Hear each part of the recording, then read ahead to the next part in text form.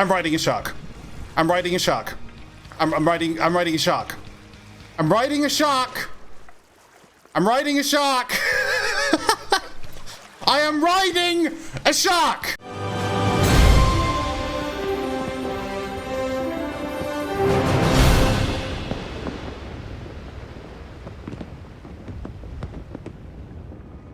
Hey you beautiful buccaneers, Falcore here. So a few of you might remember my Secrets of series where I used to explore the different islands. This has since stopped as I started to discover that exploring just one island wasn't enough to get a grasp of the lore. Often I would find answers to questions on one island separate from the other one I was showcasing. So over the months I started to combine all the lore together when I put the pieces of the jigsaw puzzles in place. And I think I've done it again.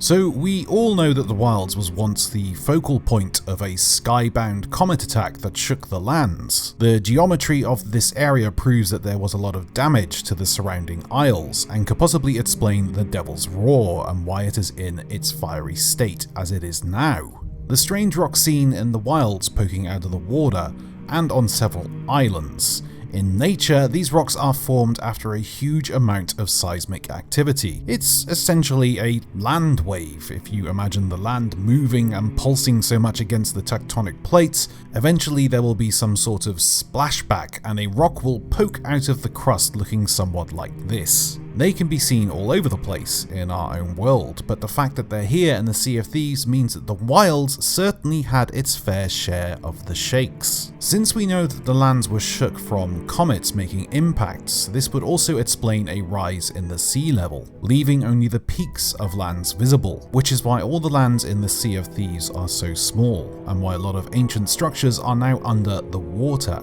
And it would also explain how this poor git got his galleon stuck on a rock. Maybe this natural disaster is what caused the Sea of Thieves. Maybe the Shroud is just a huge plume of cosmic space dust. We also know that the Megalodons came from a fissure under the ocean, maybe even the Kraken too. Maybe this huge catastrophic event was the reason why these lands are so mystical, not only shaking the lands but warping time itself, unearthing forgotten beasts and trapping souls. And it would likely explain why the ancients are no longer here, at least to our knowledge.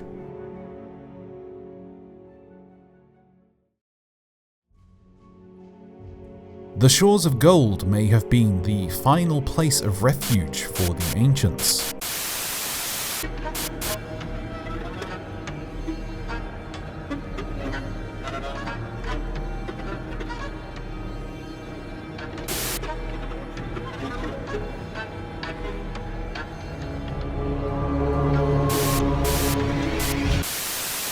Considering the land here is so vast, it's safe to say that the Shores of Gold is the highest peak within the Sea of Thieves, and with extensive architecture it could have been the last stand for the ancients. Throughout the Tall Tales we learn about the Shroud Breaker. We know three things about it. It can break the shroud, there is more than one, and the crystals it uses to regulate its power need to be recharged. What we see now is very different to what Rathbone, aka the Gold Hoarder, would have seen when he first came. He blew up the original entrance and then set booby traps in all other possible entry points to make sure no one could take his stash of gold. And he took the throne, which later cursed him into the raid boss we all love to hate.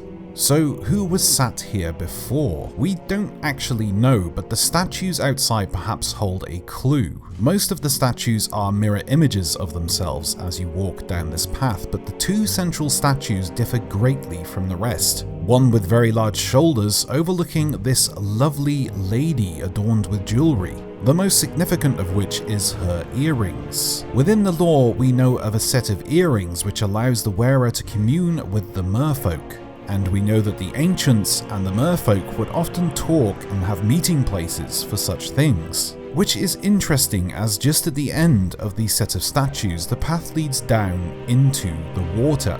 This entire area is almost like a ceremonial meeting ground for the different species. On the Shores of Gold, there are many puzzle vaults, which ask you to pick up medallions to place into this area known as the Compass Vault. Since the Gold Hoarder vandalized this place, this entire puzzle system is used as nothing more as a way to gain access to his lair. But what was the original item that was taken before he left his calling card? Could this area be the original recharge area for the Shroudbreaker? And more to the point, could this be where the Shroudbreaker was created? It could be that the ancients fled to this area during the apocalypse to come up with a plan alongside the merfolk to help save them and find a way to push back the Shroud. It would make sense as this island is essentially in a small, safely sealed pocket where the Shroud cannot touch. But what about the rest of the Sea of Thieves?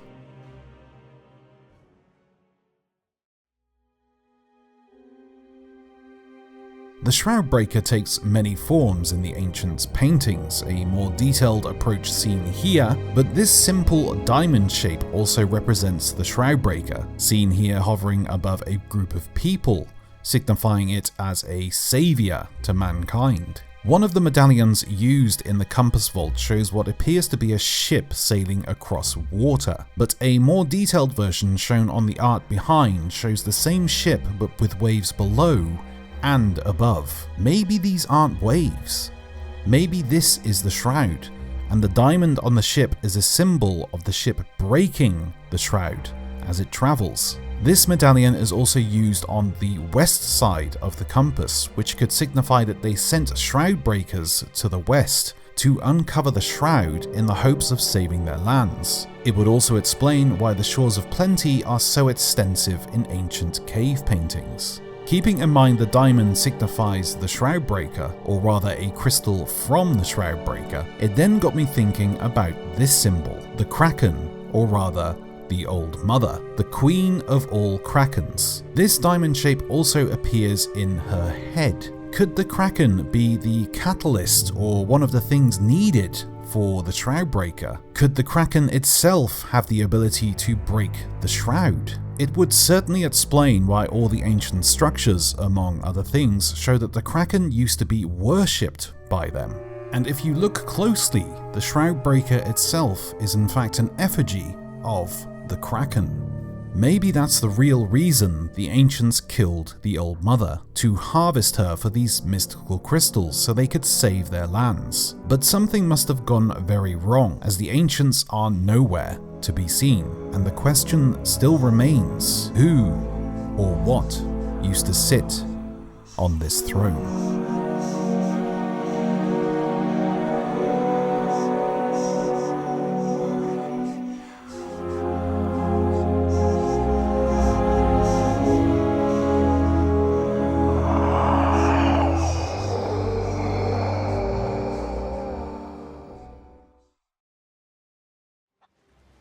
That's it for today, folks. Thanks very much for watching. If you liked the video, please go ahead and click that like button. And if you really like the video, please go ahead and click that subscribe button. And hell, click that bell so you're always informed of Sea of Thieves news updates and other general random guff that I might upload. Until next time, everybody, happy sailing.